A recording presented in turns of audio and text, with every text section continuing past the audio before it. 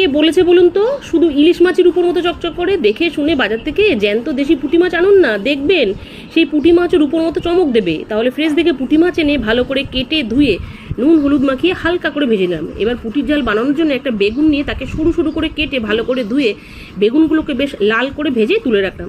ভাজাভাজির পর্ব মিটে গেলে এবার কড়াইতে তেল গরম করে কালো জিরে ফোড়ন দিয়ে বেশ খানিকটা কুচনো পেঁয়াজ দিয়ে পেঁয়াজটাকেও বাদামি করে ভেজে কালো সর্ষে কাঁচা লঙ্কা রসুন বাটা দিয়ে এবার আন্দাজ মতো নুন হলুদ সামান্য কাশ্মীরি ঝাল দিয়ে কিছুক্ষণ নেড়ে চেড়ে জল দিয়ে দিলাম। জলটা আমি একটু তাড়াতাড়ি দিলাম কারণ সর্ষে বেশিক্ষণ কষালে সর্ষের স্বাদ নষ্ট হয়ে যায়। ঝোল ফুটে এলে ভাজা মাছগুলো দিয়ে ভালোভাবে নেড়ে চেড়ে এবার আগে থেকে ভেজে রাখা বেগুন দিয়ে আবারও নেড়ে চেড়ে ধনেপাতা বাটা দিয়ে পুরো মাছ আর বেগুনের সাথে ভালোভাবে মিশিয়ে দিলাম।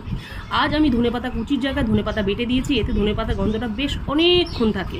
যারা ধনেপাতার গন্ধ ভালোবাসেন তারা এভাবে ধনেপাতা বেটে দিতে পারেন। বাস এবার দুপুরবেলা প্রত্যেক দিনের মতো গরম গরম ভাত নিন, পুঁটি মাছের ঝাল নিন, সময় নষ্ট না করে ভাত মেখে মুখে দিন। আহা কি স্বাদ! অনেকদিন পর এরকম একটা পুঁটি মাছের ঝাল খেলাম। নিন এবার আপনি এভাবে একদিন পুঁটি ঝাল বানিয়ে খান আর আমার মতো বলবেন কি আস্বাদ কি আস্বাদ।